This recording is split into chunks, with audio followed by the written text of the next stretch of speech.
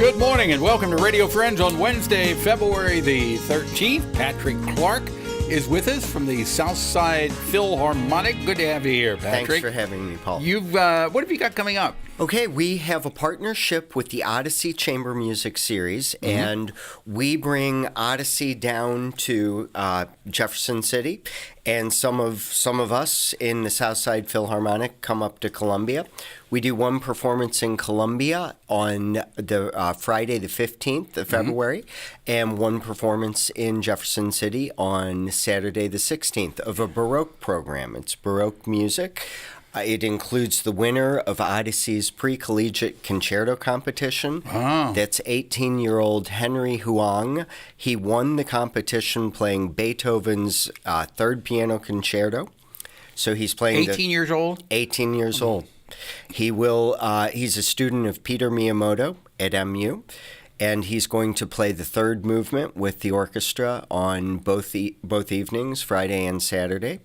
We're also going to have Paul Crabb conducting his Bach Collegium Choir, doing King of Heaven Welcome. It's a cantata, a beautiful cantata, 24 singers. And Paul Crabb is quite an expert in early music, as everyone knows, and it's a great pleasure to have him down in Jefferson City.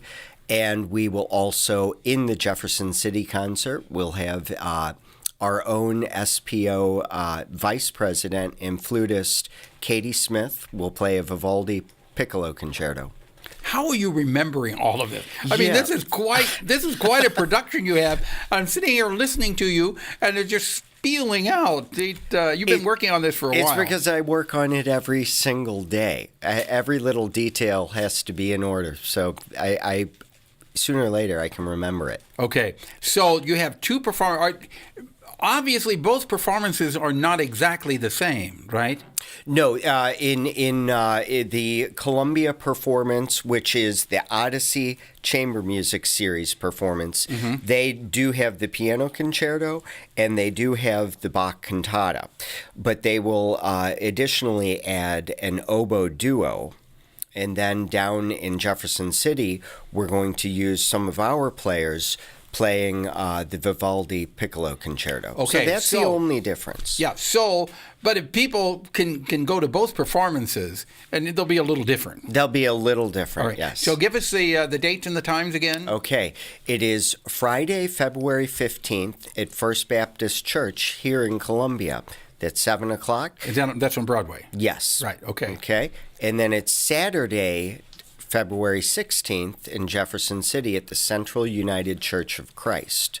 And so people can check either the SouthsidePhilharmonic.org website for tickets, or they can also check the OdysseyMissouri.org website. Do they have to get tickets in advance, or can they just show up? You can just show up at the door. You think there'll be space available when you show up? I think so. For this concert, yes. Okay. Yeah. All right. Patrick Clark, thank you so much for coming by, and you will come back again, right? Oh, you better believe it. And break a leg with both of those performances. Thank you, Paul. Okay. And again, if you want more information, the best thing to do is go to their website. That would be SouthsidePhilharmonic.org. Okay, SouthsidePhilharmonic.org. It'll give you all the information you need on both of the performances in Columbia and Jefferson City. And remember, they're both just a little bit different, so you can enjoy two if you want.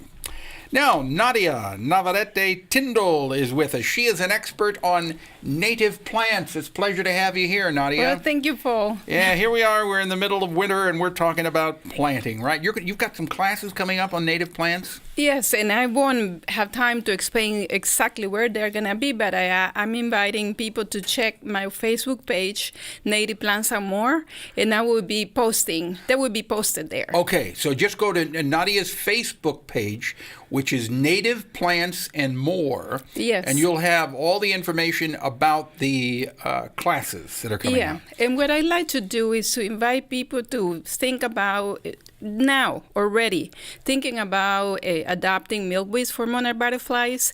Many people are doing it, and the reason I was thinking that we can create a butterfly corridor just by planting a milkweed in your yard, so we can connect gardens. And then monarchs, if they don't find milkweed in one yard, they will find it in another. But and I'm not just talking about milkweeds. I'm talking about other native wildflowers. In the city, the weed ordinance that the city of Columbia just changed would allow the use of native plants in yards. So you're saying in Columbia, the ordinance has changed. You can now grow native plants and let your yard grow up, and they're not going to come by and fine you for not cutting your grass. Yeah, well, you're sure? You have to read the ordinance. Okay. There are some regulations. As long as you landscape your yard, you can do it with native plants. Native plants are beautiful. They provide not only food for pollinators and butterflies, but also for ourselves. Okay. So during my classes, my idea is to teach people how to grow the native plants, okay. how to establish a garden, and among other topics.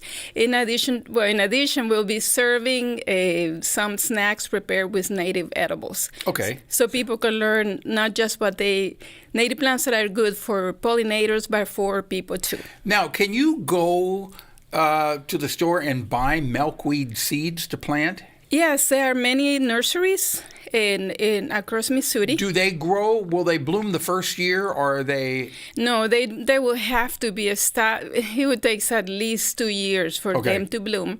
But they can find people can find plants that are already grown 2 or 3 years in pots. Okay, what about all the milkweed that grows along the roadways, the rural roads, and MoDOT comes and cuts them? Is there anything that can be done to ask them to please leave the milkweed alone?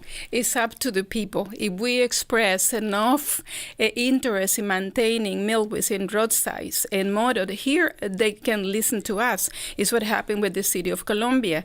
They hear people asking to work on native plants, so we need to speak up for monarchs. So the best thing to do is, if you want the milkweed to continue growing along the roadway, you need to call and express your opinion one way or the other to MoDOT.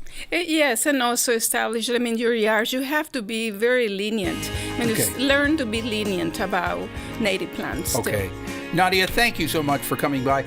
Again, if people want more information, the best thing to do is go to your Facebook page. Yes. That's Native Plants and More. That's right. On Facebook. Yes. Okay.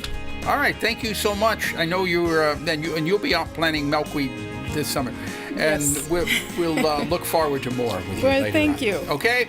Out of time for today. Drop me an email, pepperp@missouri.edu, something you'd like to hear or see.